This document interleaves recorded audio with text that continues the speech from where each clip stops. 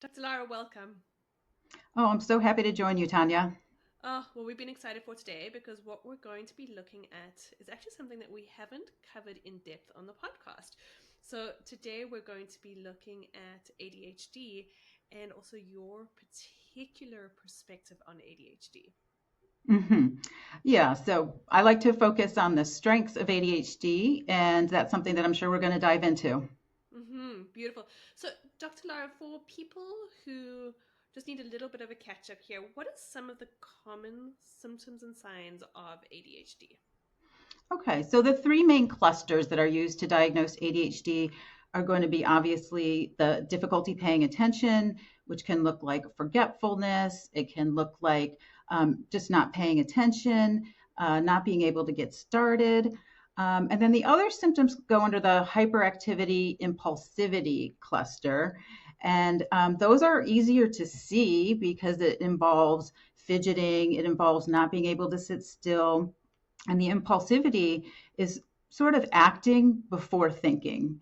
Mm-hmm. And so you can imagine for children that, whatever the shiny thing is, that it distracts them from what they're supposed to do, or that, that impulsivity can look like, sometimes it can look like bad behavior, but it often can be just not doing what you're supposed to be doing. Mm-hmm. Got it. I find often because I'm in private practice, often the kiddos who get into trouble at school a lot tend to exhibit the symptoms, tend to exhibit hyperactivity and impulsivity because they're the ones most likely to have to go and visit admin. Exactly. Yeah. And, one of the things I like to say to clients is that helping them to translate the really real challenges that you have if you have hyperactivity. And in the sense of like, so sometimes, I'll be with a parent and a child and they'll be, kind of talking about not being able to sit still. And I'll just turn and I'll say, well, and I actually may not know in that moment, like, what does your father do for a living? And they'll be like, oh, my father's a salesperson. I'm like, oh, okay. So he travels all day and he talks to people all day. And so many of the things that the classroom is very disruptive in the classroom translate into a lot of job descriptions if you think about it. Absolutely. Absolutely. I know many adults who would have a very hard time sitting still in the classroom for hours and hours and hours on end because we don't, as adults, many of us don't have those sort of jobs anymore. I don't. I'm on the move and doing different things all of the time. And so, I mean, it can be very helpful for parents. Teachers obviously may not have the bandwidth to do this, to say, okay, this has been hard for you, but there's many work situations. You think about doctors and nurses are on their feet all day, they're moving, they're physically active. I mean, many professions require people to be moving and active. And so, not so much to, say they shouldn't be using whatever tools they can to manage the hyperactivity or the impulsiveness in the classroom, but to say this isn't going to, make you a failure in the rest of your life. That Mm-hmm. this same quality, and of course, there's great athletes. There's many ways that energy, can be translated. People who talk too much, hey, you're hosting a podcast. Yeah. Yes. I'm not saying you have ADHD, but Right. but there's so many things in the real world that use some of these symptoms and they can become an advantage. Beautiful. And then for our kiddos who are a little bit more inattentive, I know many parents come in and will often use the term ADD. Can you talk a little bit about that? So you mean attention deficit disorder with As it was inattentive known. subtype. Yes. And so what that looks like is they can actually be not disruptive and not hyperactive, and so that it can be much harder to find or Mm-hmm. much harder to diagnose. And so what that can look like is, they may be able to sit still and open up their book, to do their homework, or to read, but they just can't stay tuned in, is another way to describe it. Mm. And they get distracted very easily by external things that are happening. And what's really fascinating with this being distracted by external noises is that it actually can be adaptive in different situations. So, for example, in some ways, for some people, they may have even evolved to be distracted. So imagine, like situate like years, in the living in a kind of nomadic type community. And if you hear a rustle in the tree, like, wait a minute, I heard a rustle in the tree. There could be a predator in that tree. And so you may have been more likely to survive by actually not being very narrowly focused, but having this sort of open focus that is noticing what's going on in the environment. Oh, I love that. I absolutely love Mm-hmm. that. And I think, Dr. Lara, for so many parents, the message that they often get is that if your child is inattentive, if they're hyperactive, if they're impulsive, something is wrong in quotation marks. Mm-hmm. Yeah. And of course, there are many things we can do to also improve attention. And so, for example, there's some that are just so basic. How is your child sleeping? It's going to be hard to pay attention if they're not sleeping well, or getting enough sleep. I mean, the other thing that's going to be a real, hot button these days is, smartphones or social media or screen time. We know that these deplete attention. In fact, there was one study with adults that showed that just having a smartphone in the room with you, even if you weren't looking at it, diminished attention. It's Wow. almost as if there's this sort of like magnetic, like, what's happening on my phone? What's happening on my phone? That makes it really hard for us to be narrowly and targeted focused.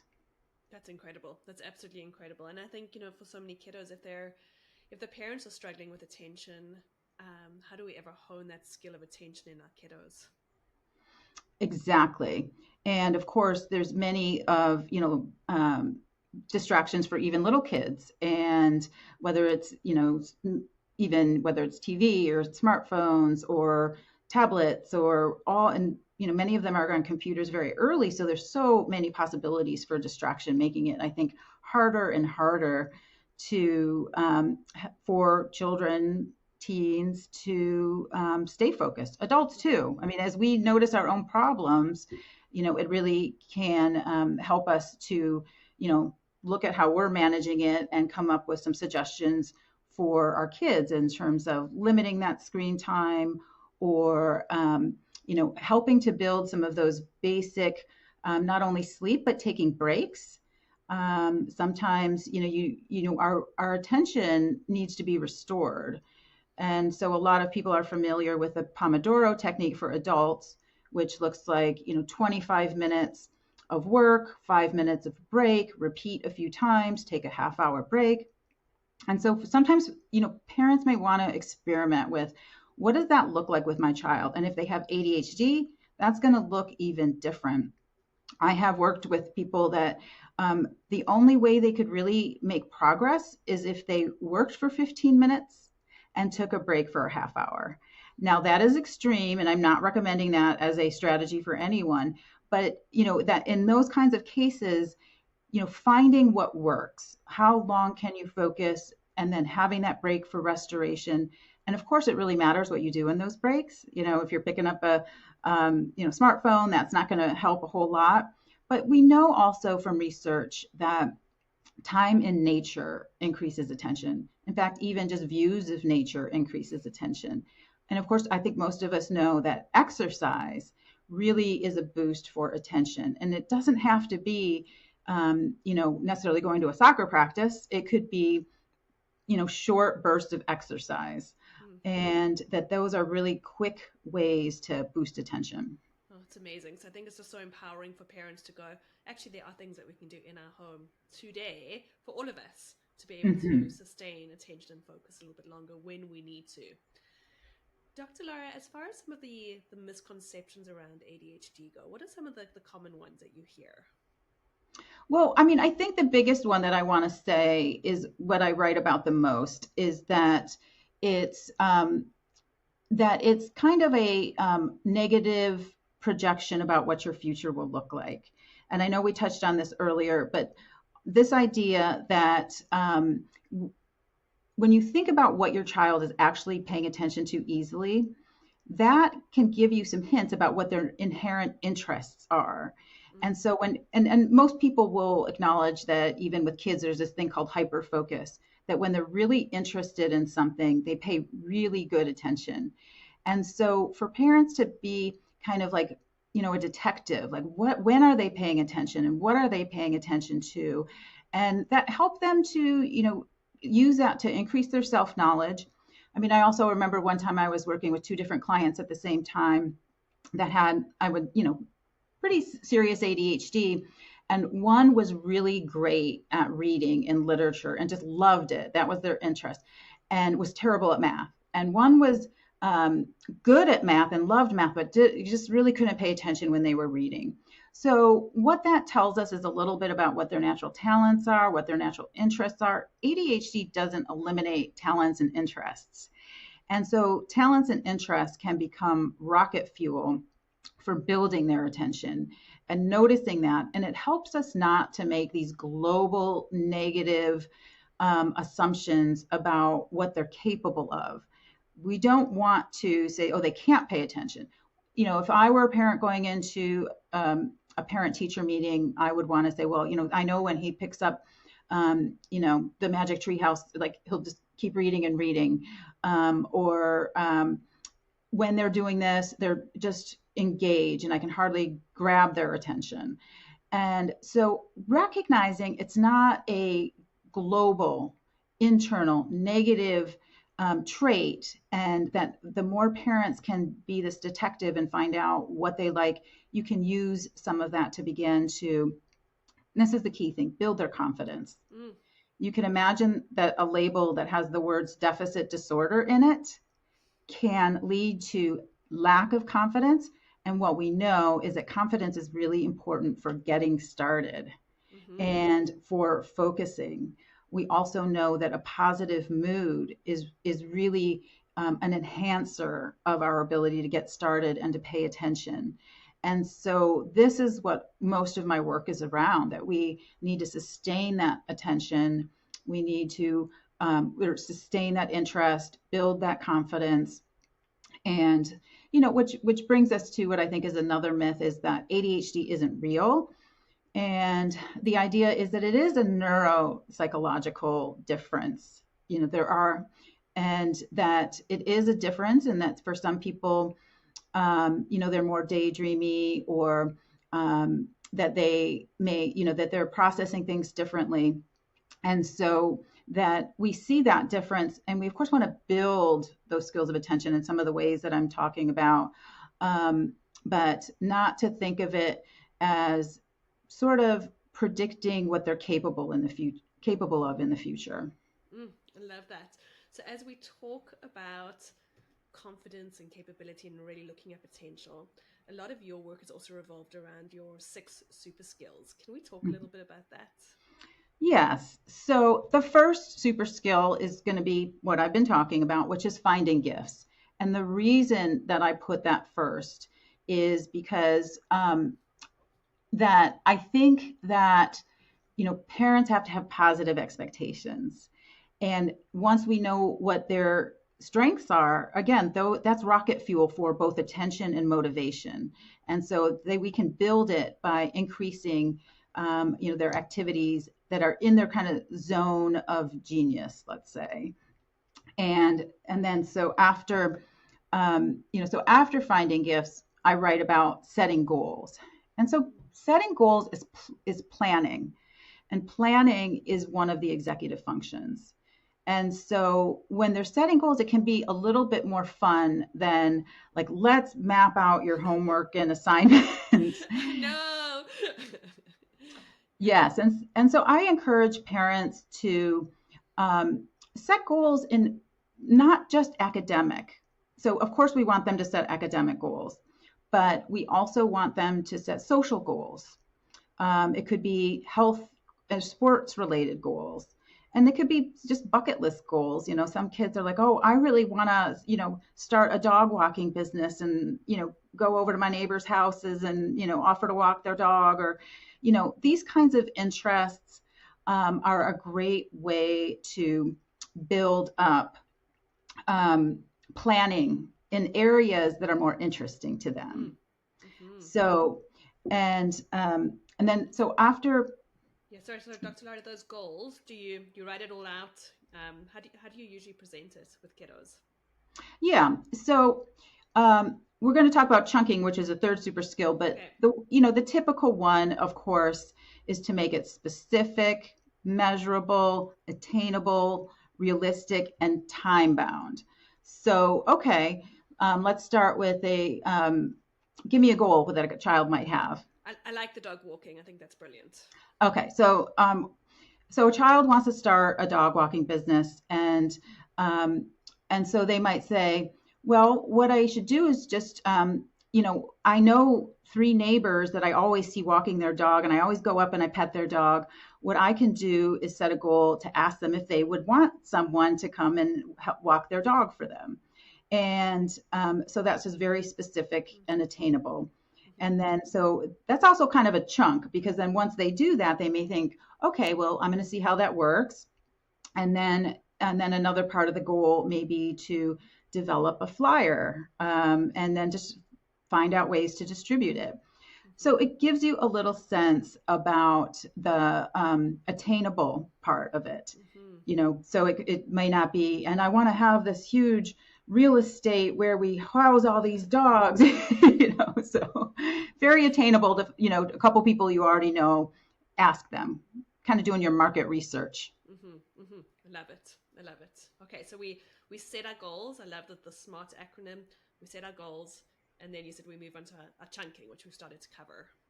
Right. So chunking is the smallest next step. And this really hits the attainable part, because it can be really overwhelming to think, how am I going to, print out, once I come up with a flyer idea, how am I going to do that? And then how am I going to deliver it? And then how am I going to do all these other things? And so the next goal could be as simple as, after you've, maybe talked to some neighbors and you've done your market research and it seems like this is a good idea, would be to, just, what are you going to write? What is that little flyer going to look like? And then after that, you might get into the design of that flyer. And then a lot of households find that our printers are really hard to get working these days, especially if you want a color printer at home. So, and how are we going to do that?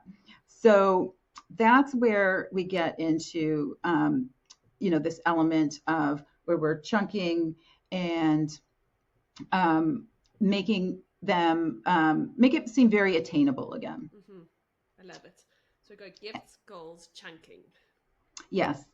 And then, of course, another major one is going to be managing mood. So if you think about it, our mood is going to is going to be very closely related to what will be one of the next super skills, which is boosting motivation. So how can we improve our mood? So let's say the child, they talk to three people and one of the people says, oh, no, I have a professional do that. And you could say like, oh, shoot, who am I to think I can walk dogs when there's, professionals that have already, adults that are doing this. And so, but they can say, well, okay, well, two people said they might be interested. And so, and I also need to think about what advantages that I could offer. Maybe I can, watch their guinea pigs or when they go on vacation and have, who knows, just kind of being creative with that. Yes, love it. Yeah. And so that's where we get into managing the mood, and then comes motivation. And so there's lots of ways to boost motivation. Probably the simplest one is, what are the benefits of doing this and what are the costs of not doing this? So they may say, gosh, this is a little bit harder than I thought. Maybe I should just forget about it. And if they were to say, well, what are the benefits of doing this? Well, I get to meet some neighbors. I get to play with dogs. I love dogs. And I can make a little bit of money to save up. And so those are the benefits. And what are the costs of not doing this? Well, I won't be able to buy this thing that I'd like to buy that my parents said I'd had to, save up some money for. Or so it becomes sort of, what are the benefits of this? What are the costs of not doing it? And so that begins to boost motivation, and think about those long-term goals, which could also be, well, once I do this, I may, again, branch out into other animals, guinea pigs, or other, types of pets that people in the neighborhood have. So, yeah. So mood and And motivation are huge, huge, huge, huge. Because if the mood isn't right, as you said at the beginning, we've got a problem. And if we don't have the motivation, then none of this is going to happen. exactly. And that's why it's kind of a sequence Mm-hmm. that they almost kind of build on each other. And then the last one is going to be just finding focus. And this is just based on the research that's already out there about what increases attention and decreases it. And I covered that a little bit when we talked about, for example, some of the basics is exercise, sleep, taking breaks, restoring your attention, nature views. There are many ways that are research backed for increasing attention. And some of the simple ones are just mood. Anything you do to boost your mood will help you to focus. And we've talked about confidence. Like it's really hard to focus. Like let's say you wanted to focus and create that flyer and you're like, who am I to think I can do this? And then you start to go down like, oh gosh, I remember one time I didn't even walk my own dog. And so maybe I'm not cut out for this. Mm-hmm. And so coming up with past successes that you have had can be very helpful for increasing your ability to pay attention because that self-criticism and self-doubt is a distraction from paying attention. Mm-hmm. Mm-hmm. Huge. Okay, so finding that focus, and they all seem like they dance together very closely.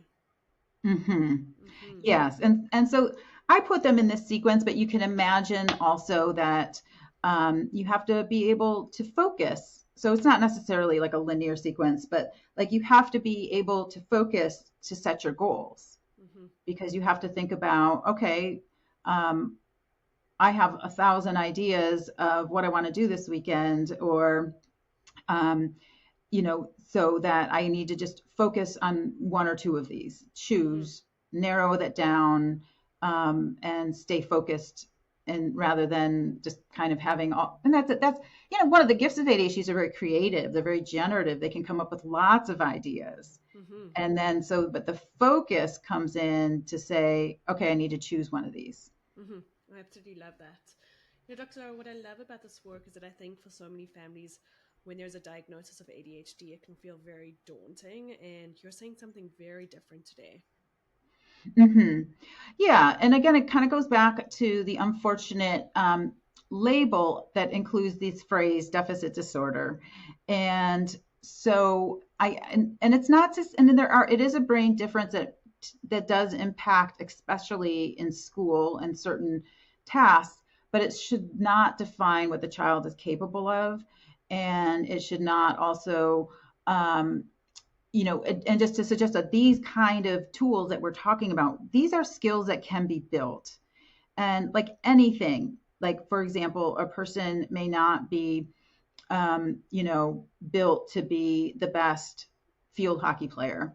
And for whatever reason, but if they have that determination and if they use the things that they're good at and amplify those things, that they can continue to set ambitious goals for themselves. And I think that's also part of the message that yes, there are ways to overcome this. And yes, there are real challenges. And that at the same time, you're unlimited in your creativity, which is a gift of ADHD, having many, many ideas to figure out how to get your goal and what are the steps to get there. Mm-hmm. So, and that maybe you need to work harder, but if you have that confidence and that ambition, ambition can overcome a lot of, deficits. Mm-hmm. Mm-hmm. And I think what I'm loving here is that, I think usually in my experience, when there's been a diagnosis of ADHD, there's at some point the parents are going to talk to the kids about what's going on, or the therapist is going to. But your message today is that there is so much creativity inherent in a brain that is a little bit different. And if we're able to actually capture the power of that creativity, it's magnificent. It's huge. Yes, and I think so. And and I don't want to minimize this. I would love to see the schools come on board and offer very reasonable accommodations And that because there is very much a reality to the symptoms as well, and to find those accommodations, to find things that make it more to sustain their ability to learn, without an immense amount of frustration and beginning to question their abilities. Which I think is what ends up happening, because I think a lot of our kiddos just don't fit into the more traditional schooling systems. Mm-hmm, mm-hmm. Yeah. And I mean, there are, I have to say, like, there are alternatives for education. There's Montessori approaches. There's some schools that focus on what they would call like interests, like that they can focus on, for example, health interests, or where you're connecting the material that you're learning, for example, sciences, to careers. And that's one thing that I recommend, if a school isn't doing that, parents can help them do that, because all kids say, why do I have to learn this? And we think that's kind of like, being not defiant, but like, oh, but I think we always have to hear, why do I have to learn this, as a very important question, and begin to talk about careers. Well, if you want to, go on to be a doctor, these are things that will help you get the things that you want for yourself. If you want to, work in the business world, you need to be able to do math. And think about, and so helping kids to say, what kind of interests do you have? What kind of things do you want to do when you grow up? And I mean, we don't expect that will always, that's what they'll be doing, 10, 20 years from now, but using the current interest they have to make their schoolwork more interesting. Love it. Dr. Lara, for families out there who've received a diagnosis of ADHD, any final words or thoughts for them? Yeah, that it's okay to go through that process of fear and grief. And it's okay to, stay with those emotions, and to feel them, to heal them. But, really to think about these 6 super skills, and the idea that we're really unlimited in our capacity to build our skills. And there's also this balance between patching up weaknesses and building on the existing strengths. And so kind of trying to get the right balance of that. And so it's things for parents to consider. And, a good way to boost motivation also is to tell stories of people that have ADHD that have succeeded. A lot of, I live in the San Francisco Bay Area, and a lot of entrepreneurs have ADHD. And if you think about it, as an entrepreneur, you're doing like 5 different things. You have to learn how to market. You have to learn how to reach out to people. You have to learn how to find out if your product is doing what you think your product is doing. And those are many different and interesting, varied things, and can be very, very stimulating. So, thinking about, what can my child do? I love that. It's so incredibly empowering. Dr. Lara, where can people find you? Yeah, so I have a website at addisagift.com. And I have many books on Amazon.com. The one that we've been talking about today is the 6 super skills for executive functioning. I have one called Brain Hacks, which takes a lot of the tools that we're talking about and chunks them into, try this, try that. And I have a book called The Gift of ADHD, the ADHD book for teens, The Gift of ADHD for kids, and I think there's another one. There's some more in there. Oh, wow. One of them that's a little bit off of the ADHD theme is called Listening to Depression. And that really helps a person not only to manage the symptoms of depression, but sometimes depression is a communication to yourself, from yourself, about yourself. And so listening to, why am I depressed in this situation and at this time? And is, for example, sometimes parents will switch schools for their kids, or sometimes and say, because they notice that their kid's getting depressed, or they may recognize that I will really help my child connect with the things that they're good at, and I'll get them tutoring for the hard classes, and so kind of there's a communication in there about um, what your interests are and what you want to do with your life, or kind of like depression can be like, this is, you're going in the wrong direction, Okay. and could be a signal in some ways. And I Mm. don't want to minimize, that depression is also a very organic disorder. And so for some people, it's medically based, but it never hurts to say, if my depression was trying to tell me something, what is it telling me? Hmm. Beautiful, powerful, powerful stuff. Dr. Lara, we will actually put just a link to your website in the podcast description, so anybody listening can just go and click on that link. Thank you so much for your time today. Such important work. Thank you, Tanya. I love talking with you. Thank you. Okay, bye.